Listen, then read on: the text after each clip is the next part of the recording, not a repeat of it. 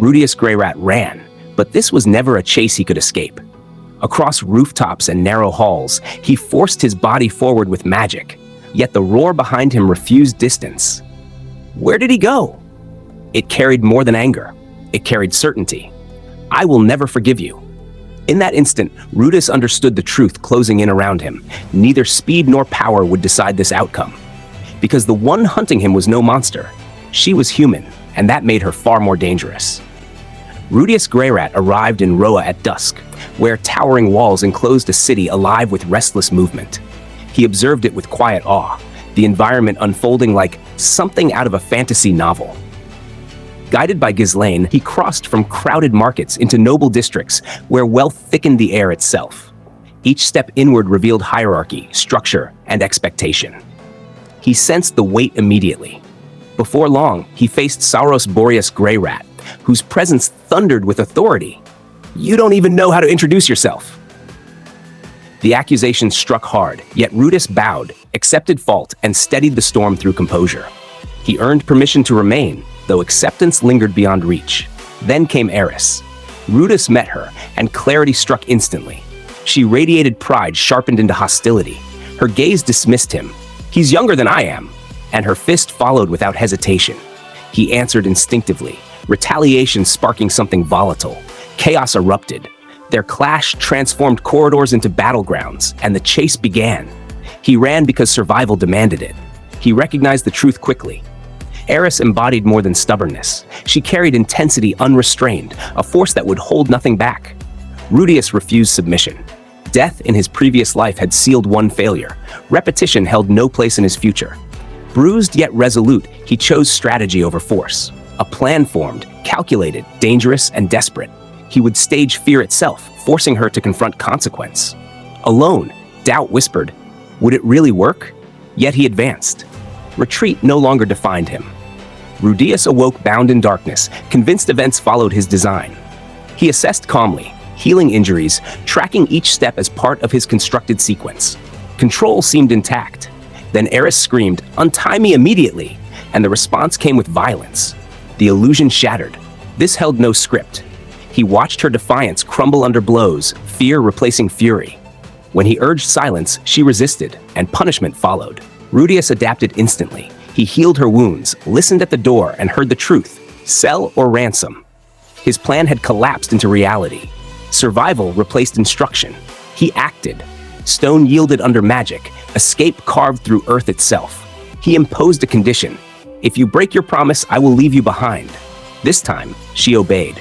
Fear achieved what force never could.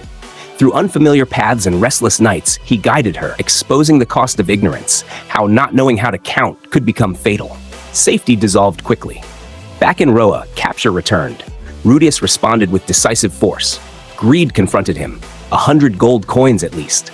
He answered with conviction. There are things more important than money. Magic erupted. Fire consumed, wind cut, earth defended. He fought with purpose, sharpened by necessity. Death approached swiftly until Ghislaine intervened, her blade ending lives in moments. Rudeus understood then the nature of this world. Mistakes demanded payment. At the gates, Eris stood again, pride restored yet altered. I will grant you the privilege. Call me Eris, she declared before collapsing. Rudeus had failed to break her. He had achieved something greater. He had earned her recognition. Truth followed, harsh and unforgiving. The kidnapping had evolved beyond his control through betrayal. Greed had corrupted design. A hidden noble had sought to shatter Eris entirely. Rudeus recognized the flaw immediately, trust placed in those with no loyalty whatsoever. He survived. Others faced consequence. Justice offered little satisfaction. Power shielded the guilty. His role vanished beneath silence. Recognition shifted elsewhere. Rudeus accepted it, understanding that influence in this world extended beyond visible action. Saros erupted with praise. I heard you saved Eris, and demanded more. I want you to teach Eris magic. Rudeus responded carefully. He shaped conditions. Eris should ask me herself. When she arrived, humiliation burned through her. Resistance fought against obligation until transformation occurred. Please teach me magic, Mew? The words rang false, submission masking rage. Rudeus saw through it. He rejected the performance, raising his voice. Is that the kind of attitude you have when asking for a favor? His conviction shattered illusion. In that moment, he confronted more than Eris. He challenged the structure shaping her. A month passed, and teaching revealed itself as conflict. Rudeus pursued consistency while Eris evaded everything beyond magic. She vanished from lessons, reappeared untouched, and resisted discipline with violence.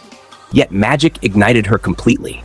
Her fireball devoured a curtain as she declared, "Someday, I'm going to make fireworks in the sky." He sought guidance from Ghislaine, expecting force. Instead, he received memory, survival shaped by ignorance. "I went 3 days without eating or drinking. I thought I was going to die." The truth reached Eris. Change began. Attendance followed. Effort replaced avoidance. Rudeus adapted, understanding that teaching her required strategy equal to combat. Progress formed gradually. Half a year later, tension resurfaced. Rudeus observed the cause clearly. She had been given no breaks. He restructured everything, introducing rest. A single day transformed expectation. Eris resisted. "That's not fair," yet followed. Outside the manor, lessons shifted toward reality. He introduced value, exchange, and consequence. She challenged him. "If you don't know if it's useful or not, why do it?" He answered with belief, "Because I think it will be useful."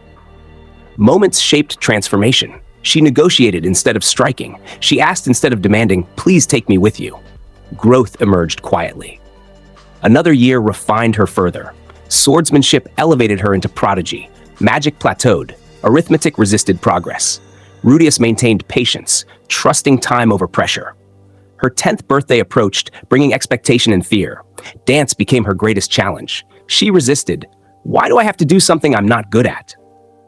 Rudeus responded with understanding. Effort held value beyond outcome.